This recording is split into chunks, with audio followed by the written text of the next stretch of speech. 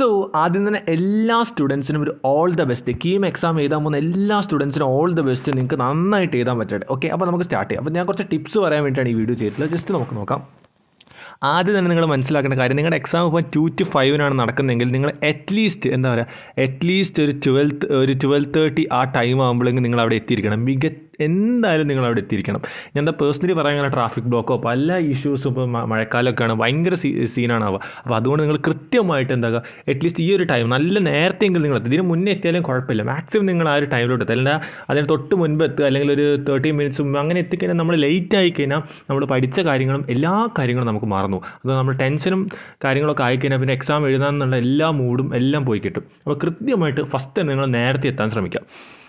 Next case നമ്മൾ പറയുമ്പോൾ നിങ്ങൾ എടുത്തു വെക്കേണ്ട കാര്യങ്ങൾ, നിങ്ങൾ കൊണ്ടുപോകുന്ന കാര്യങ്ങൾ നിങ്ങൾ കൃത്യമായി മനസ്സിലാക്കുക. അവിടെ പോയിട്ട് വേറെ ആരോടെങ്കിലും ചോദിച്ച് കളിക്കുക. നിങ്ങൾക്ക് ആവശ്യമുള്ള കാര്യങ്ങൾ, അതായത് നിങ്ങൾക്ക് എഴുതാൻ ആവശ്യമുള്ള പെന്ന് അല്ലെങ്കിൽ നിങ്ങൾക്ക് പെൻസിലാണ് അതെടുക്കുക. അങ്ങനെ നിങ്ങൾക്ക് ആവശ്യമുള്ള റൈറ്റിങ്ങിന് ആവശ്യമുള്ള എല്ലാ കാര്യങ്ങളും കൊണ്ടുപോകുക. അതേപോലെ അഡ്മിറ്റ് കാർഡ് അതിൻ്റെ കൂട്ടത്തിൽ നിങ്ങളുടെ ഒരു ഫോട്ടോ, പിന്നെ ഒരു ID കാർഡ് ഉണ്ടെങ്കിൽ അങ്ങനത്തെ കാര്യങ്ങളൊക്കെ എടുത്ത് വെക്കുക.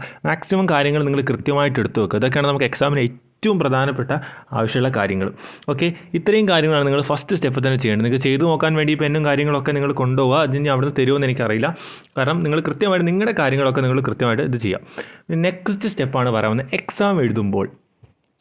എക്സാം എഴുതുന്ന കുട്ടിയോട് എനിക്ക് പറയാനുള്ള കാര്യം എന്ന് പറഞ്ഞു കഴിഞ്ഞാൽ, നിങ്ങൾ മനസ്സിലാക്കേണ്ട കാര്യം, നിങ്ങൾ എല്ലാ ചോദ്യങ്ങളും, നമുക്ക് 150 ചോദ്യങ്ങളുണ്ട്. ഓക്കെ, 150 ചോദ്യങ്ങളുണ്ടെങ്കിൽ അറ്റ്ലീസ്റ്റ് നിങ്ങൾ ആ 150 ചോദ്യങ്ങളും കാണണം.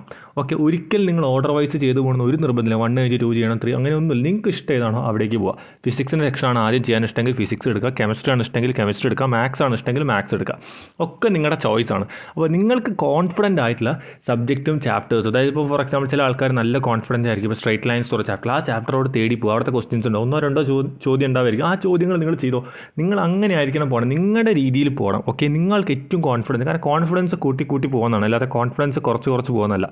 ഈ ഒരു രീതിയാണ് നമ്മൾ ചെയ്യേണ്ടത്. 150ൽ 150 നിങ്ങൾക്ക് ചെയ്യാൻ പറ്റുമെന്ന് ഞാൻ ഒരിക്കലും പറഞ്ഞില്ല, കാരണം ആ സമയം കൊണ്ട് നമുക്ക് പറ്റിയൊന്നുമില്ല. അപ്പോൾ നിങ്ങൾ മാക്സിമം ഒരു ടാർഗറ്റ് വയ്ക്കുക, ഇത്രയും ചോദ്യങ്ങൾ നിങ്ങൾ ചെയ്യണം എന്നുള്ളൊരു മൈൻഡ് സെറ്റ് വയ്ക്കുക. അപ്പോൾ നിങ്ങൾ ഒരു കാര്യം മനസ്സിലാക്കുക, ഒരു ചോദ്യത്തിൽ നിങ്ങൾ എന്ത് ചെയ്യുക, ഒരു 1 minute 30 seconds സ്പെൻഡ് ചെയ്താലും അതിൻ്റെ കൂടുതൽ നിങ്ങൾ സ്പെൻഡ് ചെയ്ത് അറ്റ്ലീസ്റ്റ് ഒരു 2 minutes നിങ്ങൾ ചില ചോദ്യങ്ങൾക്ക്, ഇപ്പോൾ ചില ചോദ്യം 10 സെക്കൻഡ് എഴുതാൻ പറ്റും, ചില ചോദ്യങ്ങൾ നമുക്ക് 2 to 3 minutes വേണം.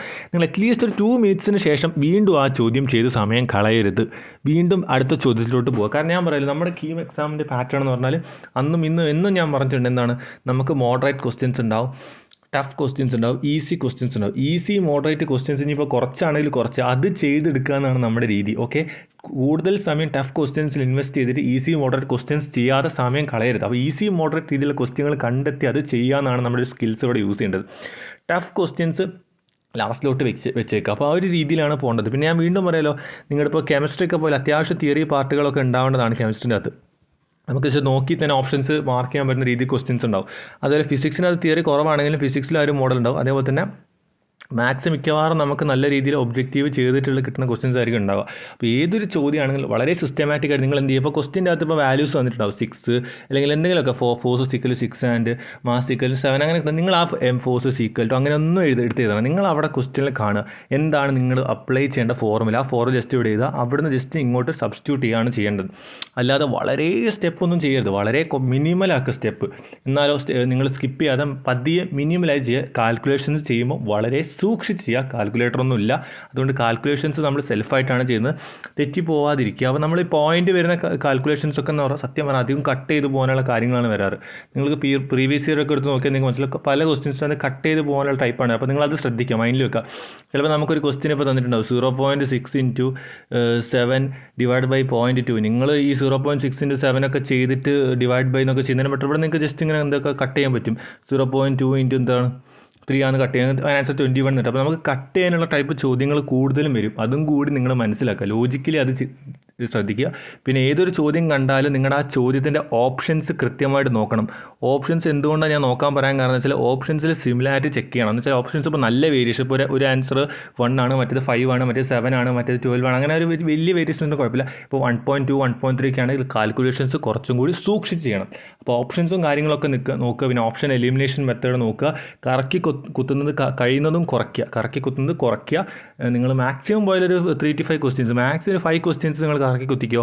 ഒരിക്കലും ബ്ലൈൻഡ് ഗസ്സിങ് ചെയ്യരുത്. അറ്റ്ലീസ്റ്റ് ആ ഓപ്ഷൻസിൽ 5 ഓപ്ഷനാണ് ഉണ്ടെന്നുണ്ടെങ്കിൽ ആ 5 ഓപ്ഷനിൽ നോക്കി കുറച്ച് ഓപ്ഷൻസ് വെട്ടി ചെയ്ത് വെക്കുക. അങ്ങനെയാണ് ചെയ്യണം. അല്ലാതെ മൊത്തം കണ്ണടച്ച് കുത്താൻ കുറയ്ക്കുക. കാരണം നെഗറ്റീവ്സ് വന്ന കുറേ ചരിത്രങ്ങളുണ്ട്. അപ്പോൾ ഇനി ടെൻഷൻ ആവേണ്ട, ഇനി പുതിയ ടോപ്പിക്ക് പഠിക്കേണ്ട. നാളെ രാവിലെ ആയാലും നിങ്ങൾ എക്സാമിൻ്റെ ടൈമിലായാലും പുതിയ ടോപ്പിക്ക് പഠിക്കരുത്. പഠിച്ചത് റിവിഷൻ ചെയ്തോളൂ. പുതിയ ടോപ്പിക്ക് പഠിക്കുകയേ ചെയ്യരുത്. പഠിച്ചത് സ്ട്രോങ് ആയിട്ട് റിവിഷൻ ചെയ്യുക. പിന്നെ നിങ്ങൾ വേറെ കാര്യങ്ങളൊന്നും ഞാൻ ആലോചിക്കേണ്ട. ഇനിയുള്ള സമയം എന്ന് പറഞ്ഞാൽ കൂൾ ഓഫ് ടൈമാണ്. ഇനി മുതൽ അങ്ങോട്ട് ജസ്റ്റ് റിവിഷൻ ചെയ്യുക. പുതിയത് പഠിച്ചാൽ നിങ്ങൾക്ക് എഴുതാൻ പറ്റില്ല.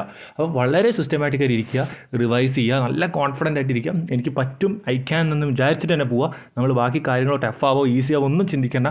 നിങ്ങൾ മാക്സിമം പഠിച്ചിട്ടുണ്ടെന്ന് തന്നെ വിചാരിക്കുക. അപ്പോൾ കൃത്യമായിട്ട് വർക്ക് എടുത്തിട്ടുണ്ട്. അപ്പോൾ നിങ്ങൾ ഹാർഡ് വർക്ക് ചെയ്തതിൻ്റെ റിസൾട്ട് എന്തായാലും കിട്ടും. ടെൻഷൻ ആവേണ്ട. So all the best. എല്ലാവരും അടിപൊളിയായിട്ട് എക്സാം എഴുതി വരിക. ബാക്കി കീമിൻ്റെ കാര്യങ്ങൾ ഫുൾ ഈ ചാനലിൽ തന്നെ ഉണ്ടാവും. നിങ്ങളൊന്നും പേടിക്കേണ്ട. സോ ഇതുപോലത്തെ ഇൻഫോർമേറ്റീവ് കാര്യങ്ങൾക്കായിട്ട് ചാനൽ സബ്സ്ക്രൈബ് ചെയ്യുക. So stay with the channel and B with the channel. It's for you, not for me.